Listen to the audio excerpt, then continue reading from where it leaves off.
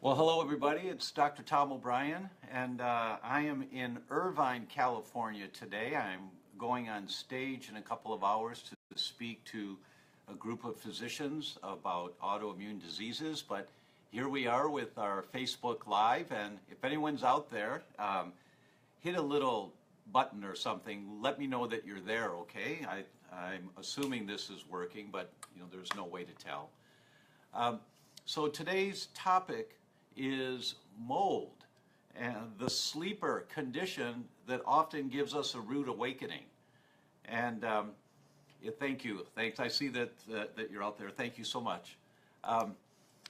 This is especially timely because of the hurricanes that have been coming in the last few weeks, and we understand there are more to come. But it's the aftermath of the hurricanes and the volumes of people who are going to be affected by this in 3 months, 6 months, a year, 2 years, 4 years down the road. I'm going to give you one example to start off with.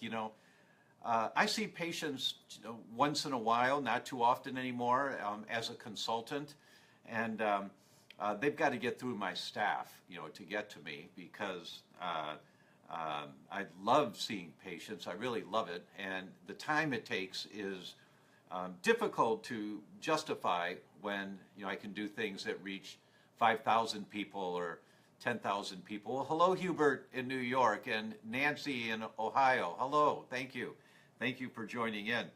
But every once in a while, there's a really severe case that comes through that I'll take, and this one was a senior executive in a big oil company, fancy guy and big impact in the world kind of guy, and came to see me, and it took a couple of months to get him in, but his condition was that his brain wasn't working properly anymore. He couldn't think clearly.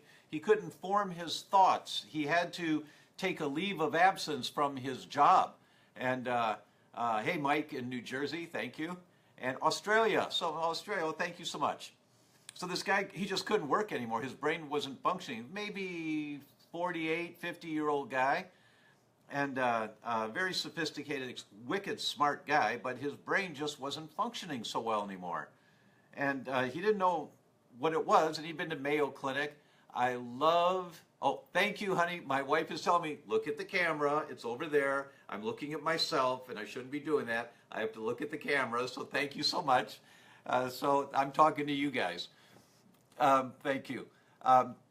He couldn't form his thoughts. He had to take a leave of absence from his job. So it took me about 4 minutes sitting with him, and I said, excuse me, let me just ask a question here. And because he'd been to Mayo Clinic, he'd been to a few famous places. They said MRIs were negative, CTs were negative, no tests were showing any problems whatsoever.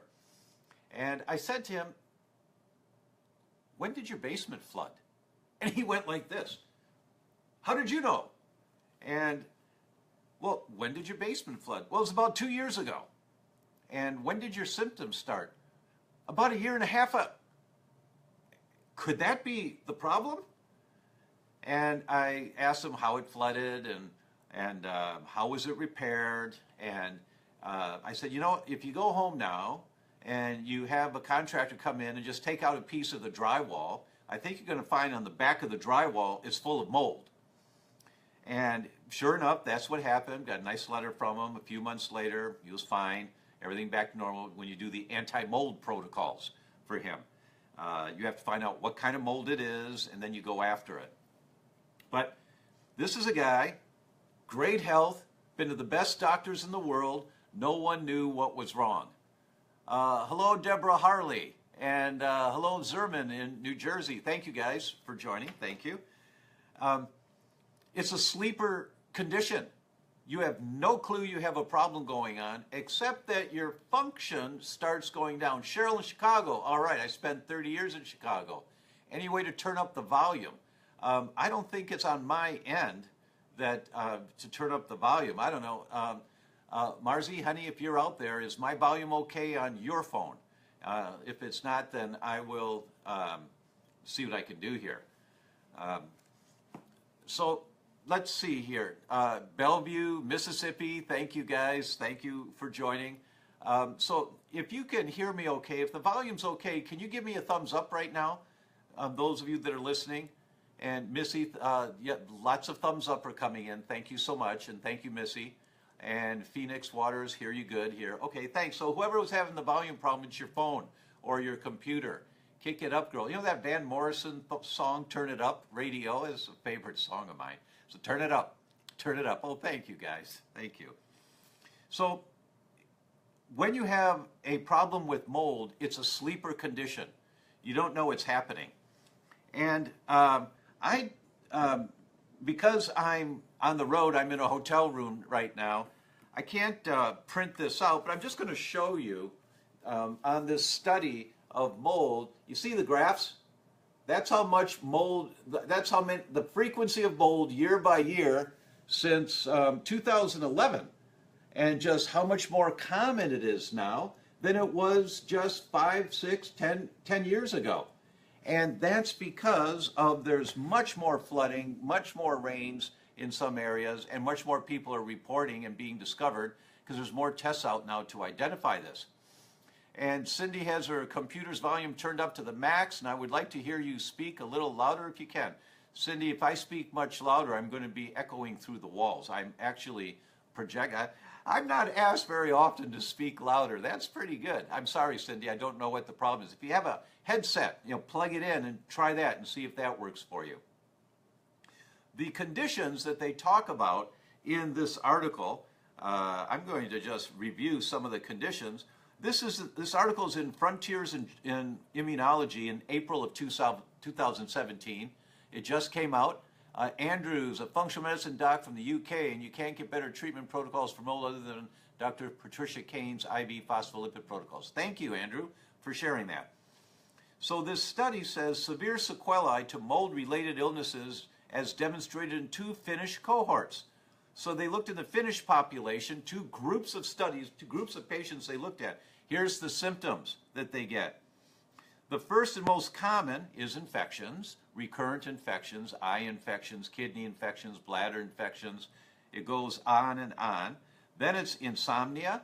I have to read now, so I'm looking down. Migraines, motor and sensory peripheral neuropathies. That means numbness and tingling in your hands and your feet. Headaches, tremors, twitching, tics of the body and in the eyes, tiredness, exhaustion, increased blood pressure, increased heart rate, muscle pain, joint pain, numbness in the hands and feet, weaknesses, feeling thirsty, feeling cold, shivers, balance problems, muscle weakness, slightly cyanotic limbs, meaning turning a little blue, irritability, melancholy, nervousness, memory disorders, facial flushing, skin rash, full body rash, urticaria of the whole body, that's hives, intestinal disorders like diarrhea, constipation, increased allergic reactions, excessive sweating, no sweating at all, crusted skin behind the ears or in the scalp of children, increased secretion of earwax, jamming in matters in children, restlessness, difficulty falling asleep, retardation in growth,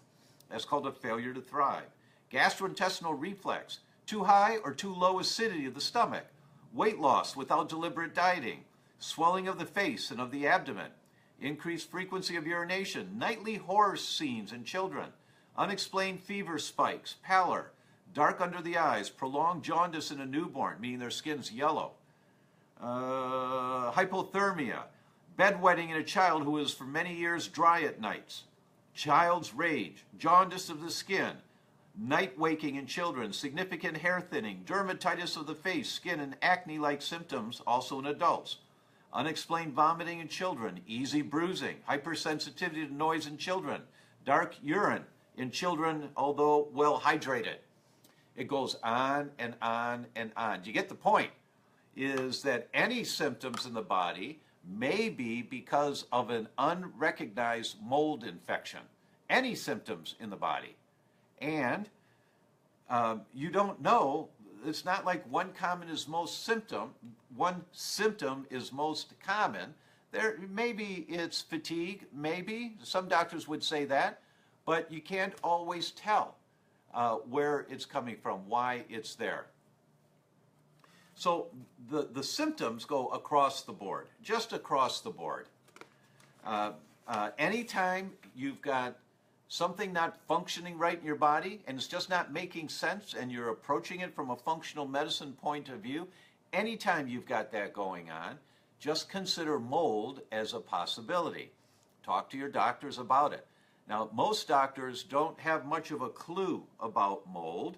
They don't know what to do about it, and they don't think to test for it. There's a really good book that you can get, and I just sent the link of it to my wife so that she can post it for you guys. It's called Mold Warriors. Mold Warriors by Dr. Richie Shoemaker. And Marzi will post the link here. You go to Amazon and get the book, and you can read about it. You go, oh my God, I've got this and this. I don't have that, but I've got that and that. So it'll give, if you suspect you may have a mold infection and you want to read about it, Mold Warriors is a great book to read. Andrew's saying, excellent book. You bet it is, Andrew. You bet. The other thing, and we'll post this here also, my good friend Dave Asprey from bulletproof.com. Dave put a movie together. He spent a few $100,000 to put this movie together 3 years ago, I think it was. It's called Moldy. And when you, and a bunch of stars or thumbs up are coming up for Moldy, the movie. And Marzi will post the link here for you so that you can go watch the movie. And that will give you more clues and more ideas of what might be going on. But what's going to happen for the people in these flood areas? If they were in the water, if they're walking in the waters, especially down in Texas, but in other areas also, but especially in Texas, that water is very toxic water. It's high in arsenic, it's high in petrochemicals, and these people, their skin absorbs this stuff. Now, so first they're going to have more toxicity. The excess toxicity in their body demands the immune system fight the toxicity. When your immune system's fighting the toxicity, it only has a certain level that it can fight at, and then it just can't fight any harder, and the toxicity takes over. That's when you start getting sick from toxins. But imagine now that there's mold in your house, and you don't know it, you're back in the house, but there's mold developing behind the walls in your house. But your immune system's already fighting the internal toxins that you've got because 3 weeks ago or 2 months ago or 6 months ago, you were walking through the waters trying to get back or to get away from your house and the flood. And so now there's mold in the house, and you're breathing in the mold every single day, but you can't tell because you can't smell it and you can't see it, and so you don't know it's there. And the result is your immune system, which may be already compromised, can't handle the mold at all. And the mold just goes to town. It just reproduces, colonizes and colonizes and colonizes, secreting its toxins in your body, and all of those lists of symptoms I just gave you from one article. I've got, I don't know, maybe 15, 20 articles on this.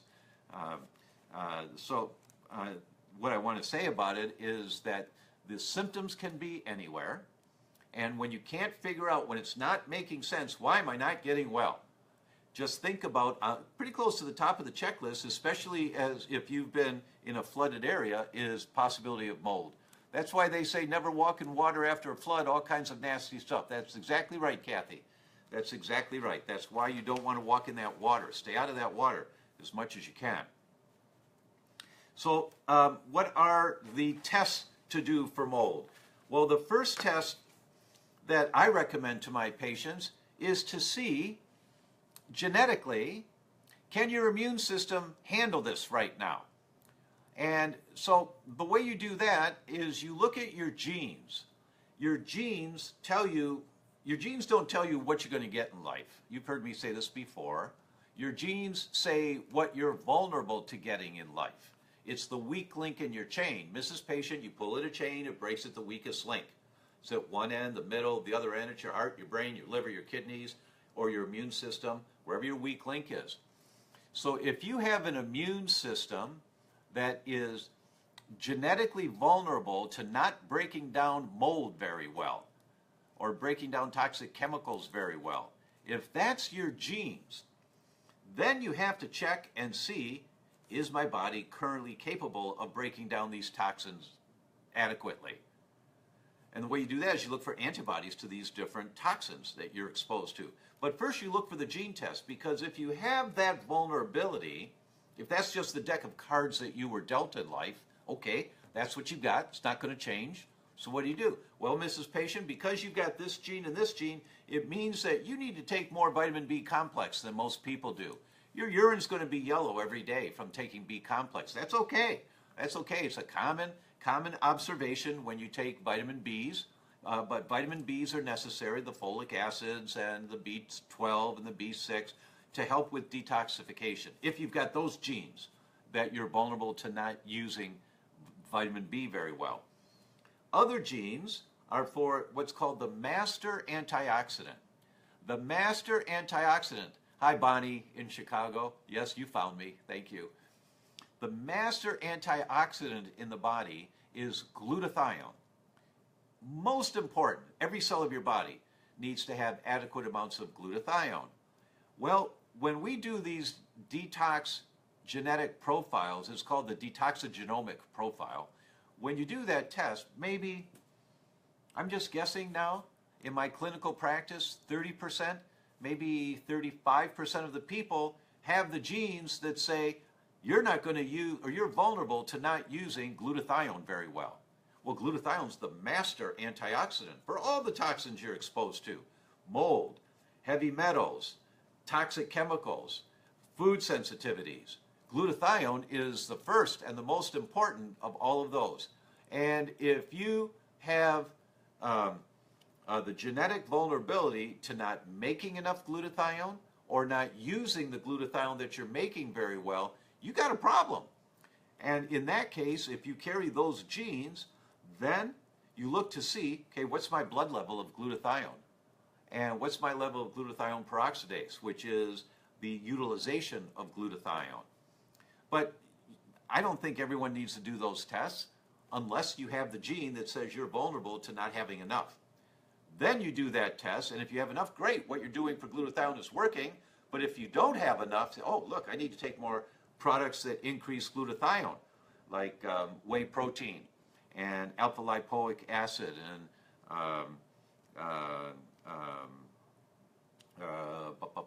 what else is it for glutathione? Alpha lipoic acid, whey protein, coenzyme Q10.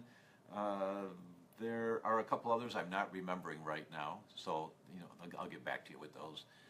Someone said, I tried glutathione and put on a huge amount of weight very quickly. Why? Well, that's something, maybe a carrier, Helen, maybe a carrier in the glutathione. Glutathione won't put on weight like that. It had to be the product, the way it was produced, something about that particular product. It can't, selenium, thank you, Andrew. Andrew, nice to have you in the background, man. Selenium helps to increase glutathione levels also. Don't know why you gained weight on that, Helen. You'd have to look at the product. We'd have to see what it was you tried and then try a different one. So the test to look at your genetic vulnerability is from a laboratory called Genova Labs. There are a number of genetic tests you can do, but Genova Labs is the one that we use. It's called Detoxigenomics. Detoxigenomics is the a test that looks at your ability, your genes for detoxifying toxic chemicals and yeasts and fungi and molds and things like that. So that's the test that I would recommend. Actually, nowadays, almost all of us do kind of as a pre-entry test for getting healthier, because there's so many toxins we're exposed to. You're hearing me say almost every week a little more about toxins and toxins and toxins. It's what's taking us over the edge and not allowing our immune system to function adequately to protect us, and initiates the development of the autoimmune diseases that we get. So all of that. So detoxigenomics is the first test. The second test comes from real-time labs, real-time laboratory, and it's a test for the exhaust of mold, 3 different types of mold, the most common molds. And it's a simple urine test, send it in and they measure it for this exhaust. And so you can tell your doctor, I'd like to do a mold test, a mold metabolite test from real-time labs. And if they won't do it, you can do it with us, you can do it on our website, but I always prefer you go to your doctor to get this done so that your doctor learns more about this at the same time.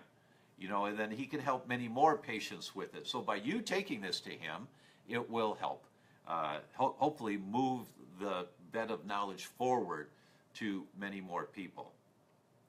So with mold, those are the two first tests I do. First, of course, you also have to check and see how adequate is the immune system in fighting this, but anytime you have an infection, your immune system's not adequate.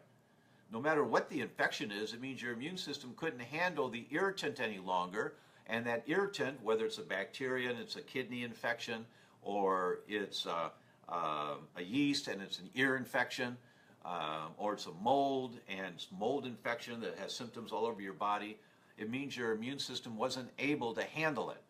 So we have to assume right away you have to rebuild the immune system.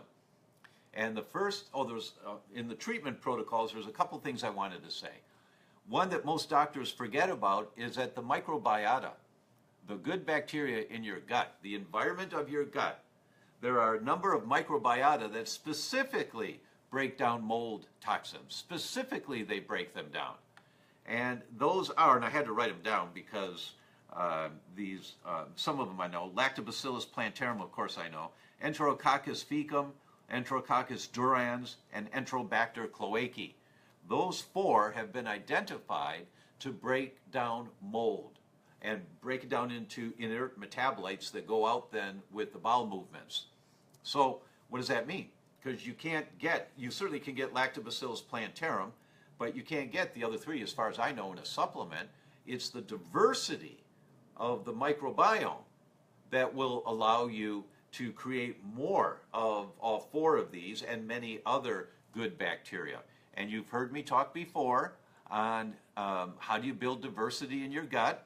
And for those of you that haven't heard it yet or haven't done this, you can go to theDr.com /gift, GIFT /gift, and you can see the whole program that we've put together that's for you to guide you on how to think about all this stuff.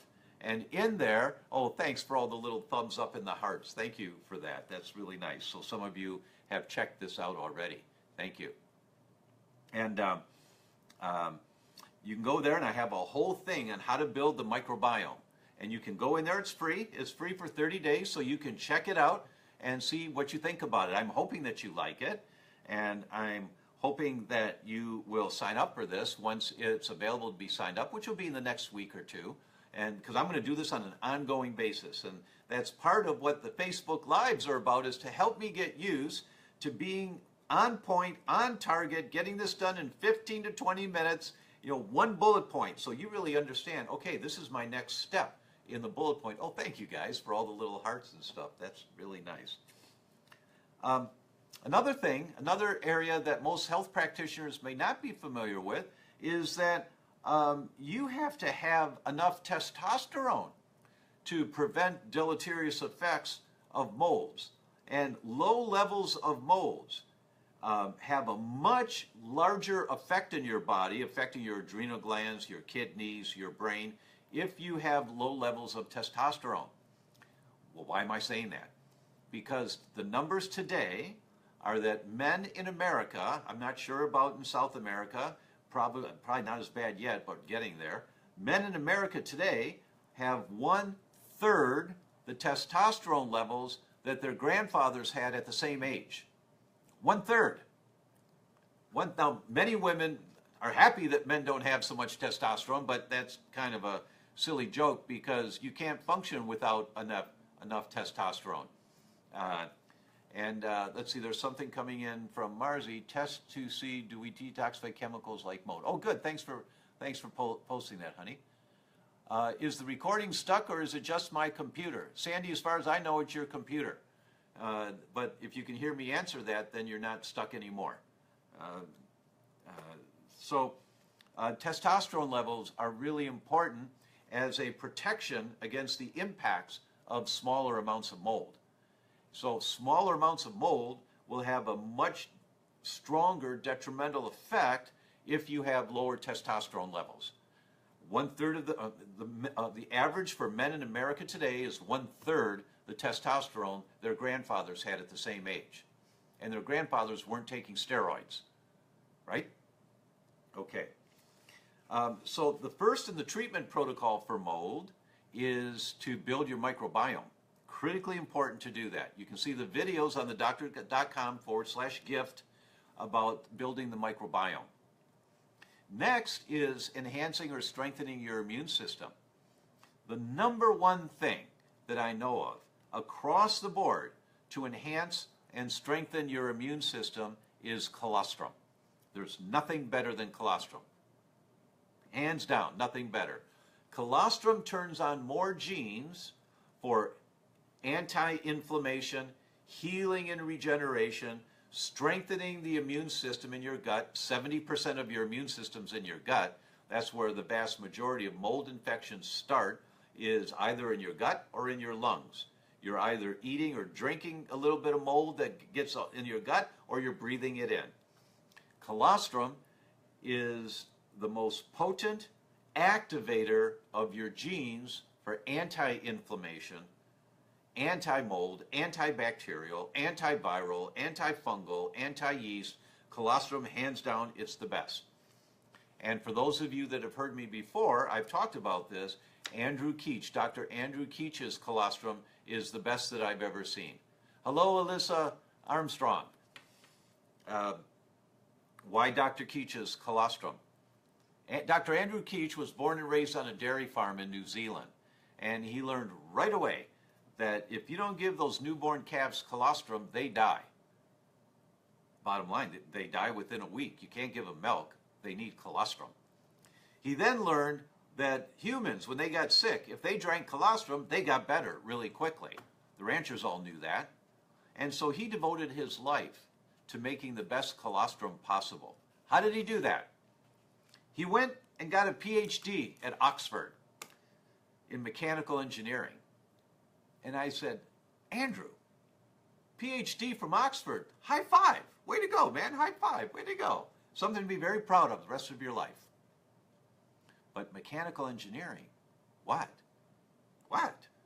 He said, well, Tom, I knew I was going to make the best colostrum in the world. No one was doing it. And so I was going to have to learn how to build the equipment to do it. So Andrew spent 8 years getting his PhD, 8 years in England, got his PhD in mechanical engineering, and has built his plants, first an $18 million plant, now a $32 million plant that produces the best colostrum in the world. All the cows, grass-fed, no antibiotics, no growth hormones. Every batch is tested, 43 different tests, to make sure it's pure colostrum. Andrew does not take day one colostrum. Day one colostrum, the cattlemen keep for the calves. Day 2 and 3 go to Andrew. Day 4 goes to the calves. No problems with the calves. He's researched all of this. They're healthy, strong, because farmers aren't going to do anything that's going to have their calves get sick on them.